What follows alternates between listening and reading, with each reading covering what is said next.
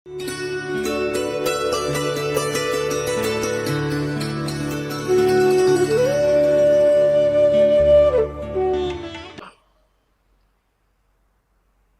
अब वो पुरानी बातें याद घनी आने लगी जब ये ज्ञान समझ में आ गया। हमारे एक बैल था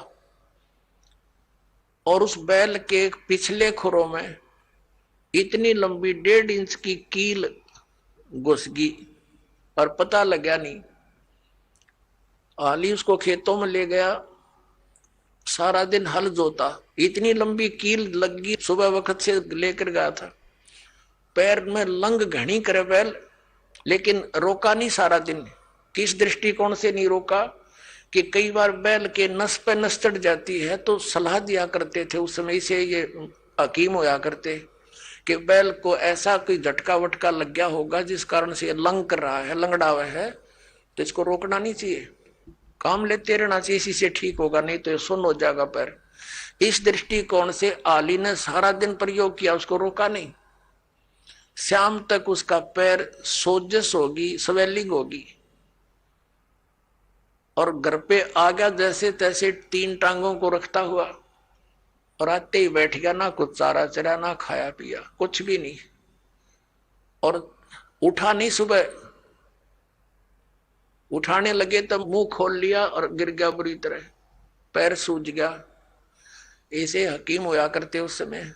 कोई बुलाया, उसने देखा इसकी सोजस आ गई, ऊपर घुटनों तक, गोड्डे तक सूज गया पैर, सोजस होगी। तो उसने बताया कि इसके गोड्डे में बा आ गया, घुटने में बैल के कील लाग रही खुरों में, ट्रीटमेंट घुटने पर होना शुरू हो गया। मालिश करें, उसका पट्टी बांध दी।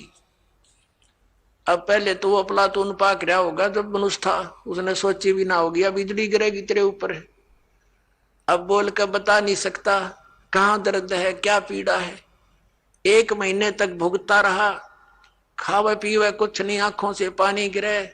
1 महीने के बाद फिर वो अपने आप पक के फूट गया रिस, उसमें से वो मवाद निकलना शुरू हुआ। जब ध्यान गया, अरे तेरे की ये तो यहाँ कोई डिफेक्ट है।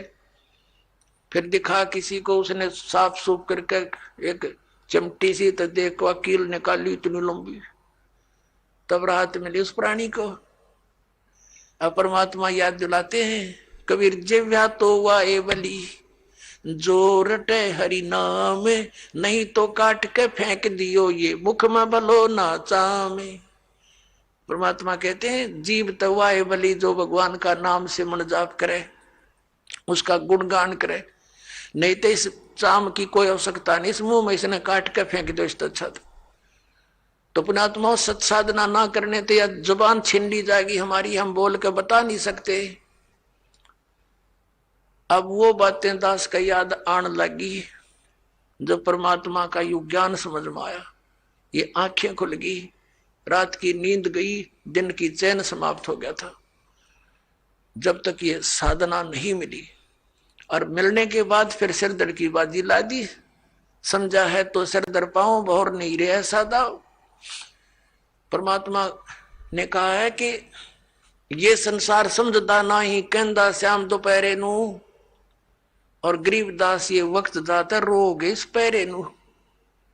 इस समय ने याद करके रोया करोगे, ताकि भगवान मनुष्य जीवन में जब भक्ति कर लेते, कुत्ते बन के ऊपर न मुंह करके रोते, उनको कभी कभी प्रेरणा होती है। अके बूंदी बन गई हमारे साथ, रात्रि में सर्दी के समय ऊपर से वर्षा हो रही है, और वो एसी रूम में रहने वाला आज धूम लगवा के और गली में विराजमान है, एक भक्ति ना करने से।